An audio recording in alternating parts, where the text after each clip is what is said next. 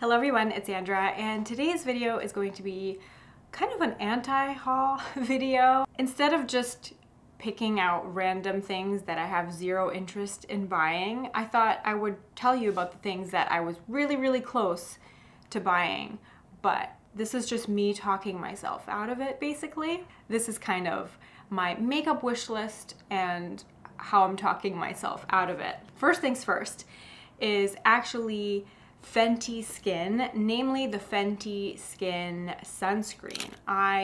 That was in my cart several times and it just keeps going in and out of my cart because truth is I really don't need another sunscreen. I have 3 sunscreens that are completely unopened. I still have a bottle of the La Roche-Posay sunscreen that I bought in Italy last year that's still unopened. While I'm interested in that formula, it just seems really cool and I love the fact that it's refillable.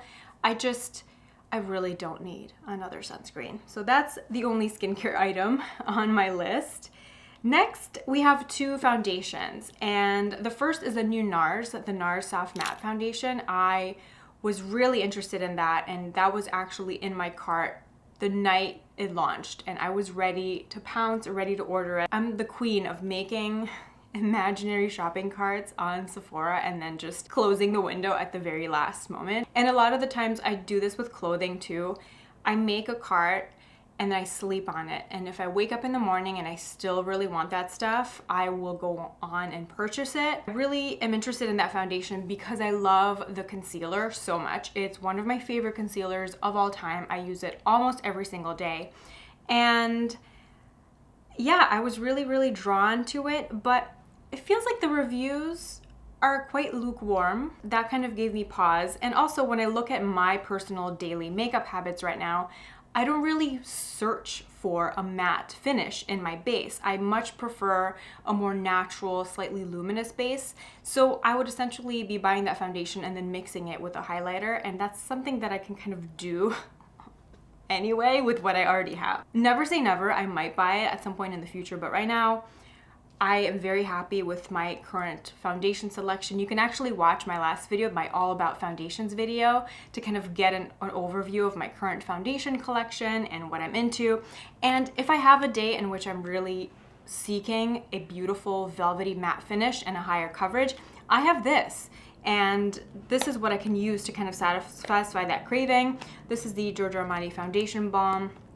It's got like a velvety matte finish, quite a buildable medium to full coverage, and I can just use this if I'm feeling like I want to be matte for a day, and then if not, I have plenty of other foundations that I'm very happy with right now. The next foundation that I'm really interested in, but I'm not going to buy for now, is the new Chanel foundation. It's the Chanel Le Beige Healthy Glow Long Wearing Foundation. Marketed as a light to medium luminous finish, but not too super dewy. Like, it seems to be kind of like natural soft glow from within, and it's supposed to be long wearing. I'm really interested in that. I would like to try it, maybe get a sample of it if I can at some point in the future, but I have products that kind of give me that effect that I really enjoy. So case in point, the Clé de Peau Radiant Cushion Foundation is exactly that.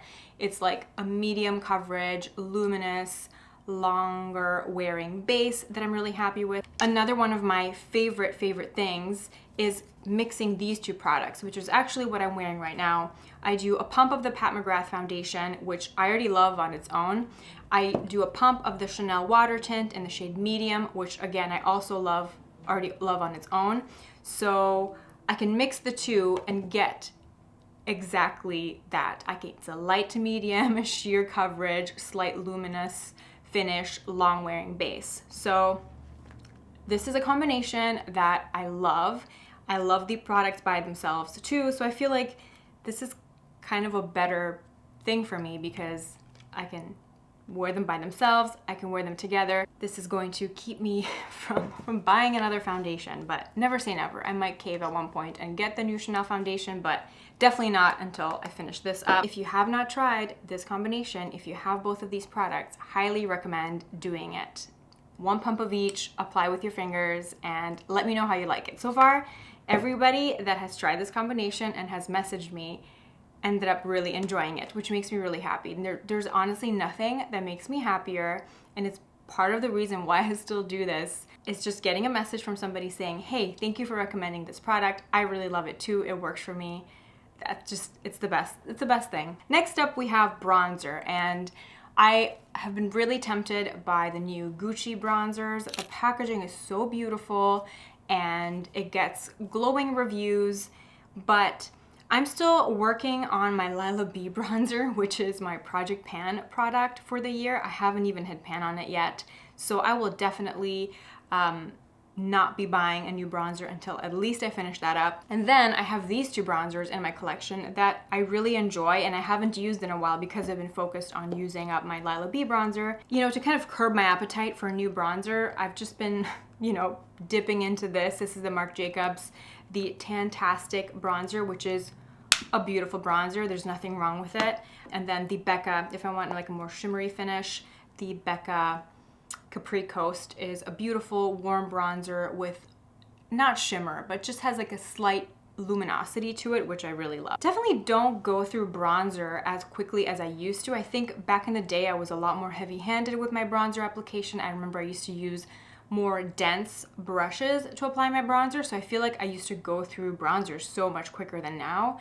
Now I tend to prefer a lighter application. Next, we have some blushes, and I was really interested in the Charlotte Tilbury, the Pillow Talk Cream Blush. Alana Davison used it in a couple of videos, and she can honestly sell me anything. I have this in my collection, which kind of does the same thing. You know, this is the Lila B Be Lovely lip and cheek tint. This seems to be a little less emollient than the Charlotte Tilbury, which is actually more suitable for my skin type. I have combination oily skin. I love using this actually on lips and cheeks in the fall, and I haven't used it in a while, so to kind of curb my appetite for the Charlotte Tilbury, I'm like, hey, maybe I'll just bust this out again. And then another cheek product that really tempted me that I'm not going to buy is the Patrick Ta She's So LA blush duo. It's like a powder blush and a cream blush compact in one, and you're supposed to use the cream on top of the powder, which is interesting, but I really don't need it. And instead I've kind of rediscovered this old Marc Jacobs blush, Flesh and Fantasy, which actually has been discontinued now. Even more reason for me to enjoy it and use it up.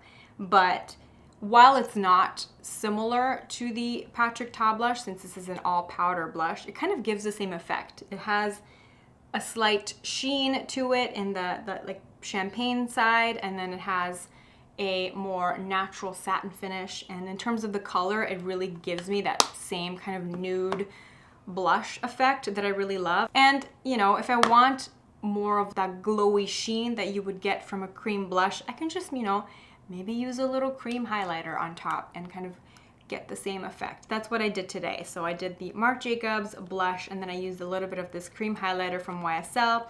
It's the YSL Shimmer Stick on top. For eyeshadow, the eyeshadow palette that has been tempting me is the new Natasha Denona eyeshadow palette, the one that's like slightly more cool toned. It's very much a neutral palette, but leaning a little bit cooler than the really warm eyeshadow palettes that have been taking over the internet over the last couple of years. I stopped myself because I do have eyeshadows that are in that color family. And this is actually a little exercise that I recommend doing anytime you feel really tempted to buy a new eyeshadow palette. Like you wanna give in to the hype. Go look through what you have and pick out every single palette, quad, single eyeshadow that is kind of in the same family as that new eyeshadow palette that you want, and either use those shades, you know, follow a tutorial with the new eyeshadow palette and use the shades that you have to kind of recreate that same look. And most of the time you'll realize that you can kind of achieve the look that you want with stuff that you already have. Case in point, for me, I have the Tom Ford Nude Dip, which is in that same color family. I rarely reach for this, so what makes me think that I would be using the Natasha Denona palette if I can barely use this, you know? So I just need to use this more. I have this Burberry eyeshadow palette that I rarely use too. It's a smoky brown palette. Again, same type of color family. So I can just use this. I have this cool toned taupe eyeshadow that I've actually been using in my eyebrows. This is a an old discontinued Burberry eyeshadow in the color taupe brown. I have this Surratt eyeshadow that I've been loving. This is what I'm wearing right now with the Tom Ford quad actually, but I can use this. I have this really pretty Armani Ice to Kill Stellar if I want to get that shimmery top coat effect. So I have things in my collection that I can use to kind of satisfy that craving for that new Natasha Denona palette. I think it's such a beautiful palette, but me, in my heart of hearts, I'm more of a warm toned eyeshadow girl, and I go through phases sometimes when I'm kind of craving something different. And when I am in those phases, craving something different, I have products to satisfy that craving. So we'll not be buying that Natasha Denona palette. Obviously really handy to have everything in one palette, but you know, let's not forget about the quads. Let's not forget about the single shadows. I think those need a lot of love too. That's kind of just the exercise that I like to do for myself every time I'm craving a new eyeshadow palette. And the last makeup product that has been tempting me that I had to pull the brakes on is actually the Chanel, the Rouge Ultra Tenue. I was like, wait a minute, I definitely had this product before. I loved it, but then I remember using it up, and then I remember last time I had considered repurchasing, it was discontinued. So I went through my YouTube history and I found that back in 2013, in my Best of Beauty 2013 video, what do we know? The Chanel Rouge Ultra Tenue was in my favorites. I remember I used to love, it was, what was the color? Sensual Rose or something like that. But it's one of those lip colors that you put on the lip coat first, and then it has a little gloss that you kind of seal everything in with. And this is extremely transfer resistant. It is the most transfer resistant lip color that I've ever tried, and it stays on all day. It doesn't dry out the lips, and I highly recommend you check these out. Anyway, I saw that they have kind of re-released, I'm not sure when they re-released the product. I haven't really been paying too much attention to Chanel lip products, but they have brought the formula back and they did extend the shade range. So there's a really, really gorgeous neutral beige tone. Maybe once I use up my Charlotte Tilbury lipstick that's in my project pan, I will go for the Chanel, because I do remember that out of all the lipsticks that I tried, even though I had that lipstick back in 2013, and since 2013 I have tried so many other lip formulas, that still remains the most transfer-proof lipstick I have ever tried.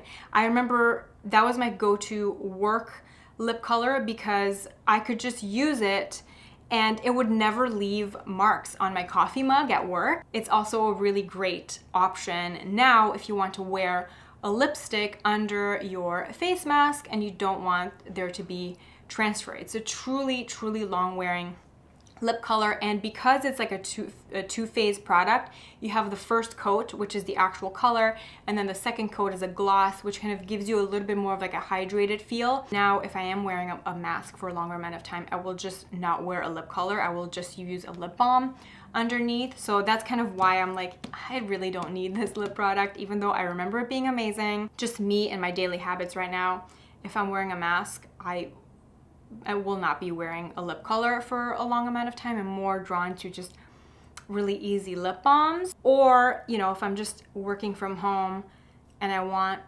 to cheer myself up with a cool lip color, I just have so many other things to choose from. So that concludes my current makeup wish list slash me talking myself out of makeup products. Let me know if there's anything you've got your eye on that you're like, this is really good, but I don't need it. I would love to know in the comment section below. Thank you so much for hanging out with me today and for watching this video, and I will see you in the next one. Bye.